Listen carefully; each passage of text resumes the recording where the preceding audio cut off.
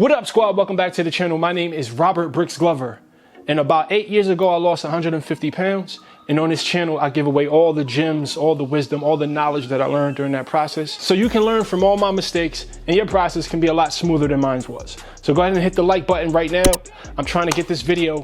Let's try to get this video to 5,000 likes. And guys, I'm gonna be giving away some free Movement t-shirts. So if you don't follow Movement, go to Instagram right now, follow Got Movement, and comment done under the latest post, and I'm gonna be picking a few people to give away some free gear to, all right? It's been a minute since I've done one of these tips videos, but it's because I wanted to introduce some tips that you probably never heard before.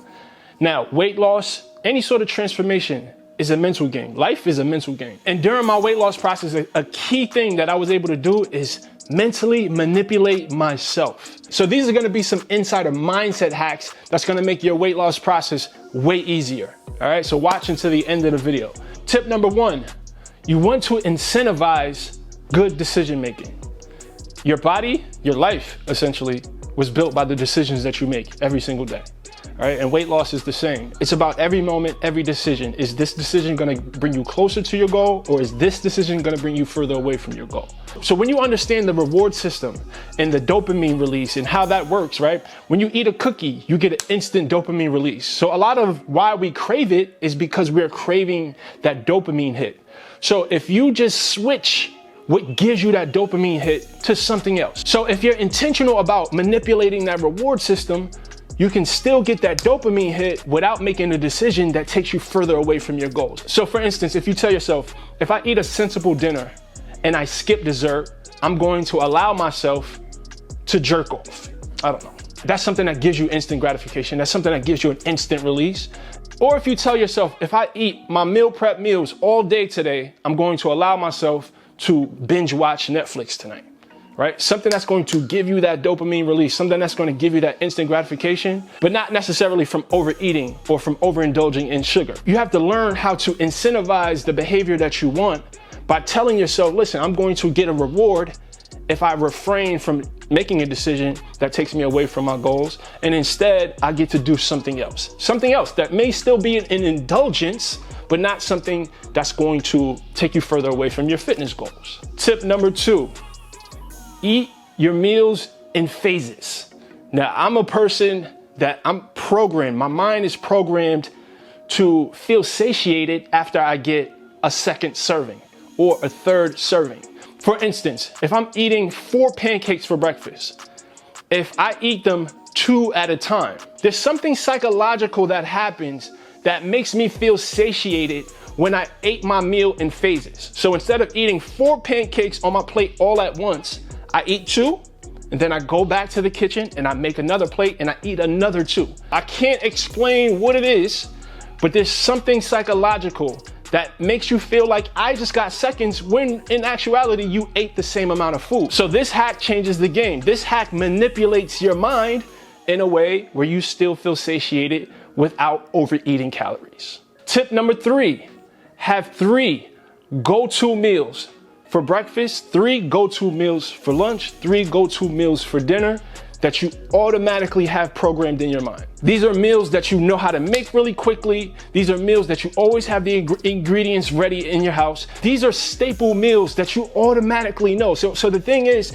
when you're prepared, when you plan, when you know what you're gonna eat, when you are prepared for situations where you may be in a pinch and you only have 5 minutes to make a meal, you know exactly what you're gonna eat. Really be intentional about outlining specifically what these staple go-to meals are.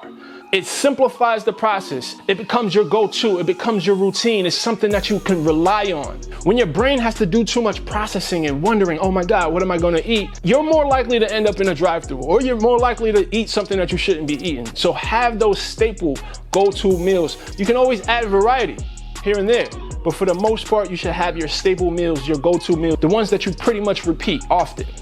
Tip number 4, if you're gonna be going out to eat, I would eat a snack or something small, preferably a high protein snack, before you go out to eat. There's a big difference in the way that you make decisions when you're hungry versus when you're not hungry. It's never a good idea to go out to eat at a restaurant and you're starving. That's when you'll definitely over order. So tip 4B, know exactly which restaurant you're going to, look up the menu, and decide before you even get there what you're gonna order. That way you don't even have to look at the menu, right? You don't have to look at the menu when you get to the restaurant. You can say, hey, listen, I already know what I'm gonna eat. I'm gonna have the sweet potato, the baked chicken, and the broccoli. Thank you. Close your menu, give it back to the waitress. Tip number 5. Now, I hope I'm able to articulate this in a way that you understand this. Now, I have several different mental modes, right? Right now, I'm cutting, so I put myself in an extreme restrictive mode. And when I'm in an extreme restrictive mode, the thing that satiates my sweet tooth is usually less. Meaning, when I put myself in extreme restriction mode, eating 1 or 2 cookies feels like I ate 10 cookies. Whereas if I'm not in a restrictive mode, if I don't choose to be in a restrictive mode, 2 cookies isn't gonna do shit for me.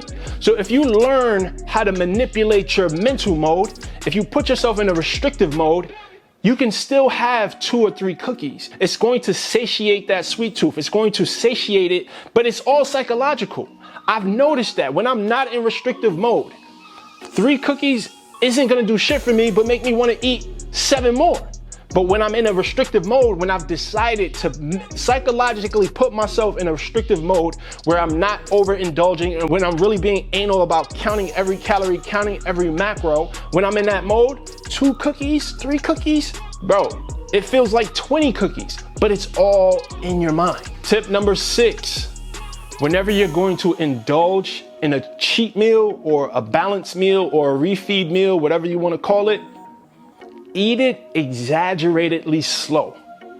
I've noticed when I take my time and I'm present with the meal, and you have to remind yourself in that moment. When I finally sit down with that meal, my reflex is to just inhale that shit. But I've learned when I take my time and I'm present with the food, I take a bite and I put the fork down and I chew it and I really enjoy the flavors. I'm present with the flavors. What I've noticed is when you take your time, you allow the satiation to kick in. You allow the satisfaction to set in. Whereas if you're just scarfing down a 3,000-4,000 calorie meal in 6 minutes, in 5 minutes, the satiety cannot even set in. By the time your body processes that it's full, you've already overindulged. You've already overeaten the calories. Whereas if you take your time, by the time you get halfway through, the satiety may kick in and you may not even want to eat the rest. I don't know if that's going to be true for you, but at the very least, it's going to prevent you from wanting to have seconds or to overindulge in a dessert, right? So take your time, be present with your food. The second advantage of that is that you really enjoy that meal even more. All right, guys, I hope these tips were helpful. In the description, you will find a link to my free nutrition guide. It is a powerful free resource that you need to take advantage of. I teach you everything you need to know about nutrition because honestly, fat loss, it comes down to nutrition. Yes, exercise is important, but if you understand nutrition, you are well equipped to reaching your goals, all right? And guys, do me a favor. If you haven't yet, hit the like button, comment below any video suggestions you may have, and remember, the body that you want is owned by a higher version of yourself. So evolve.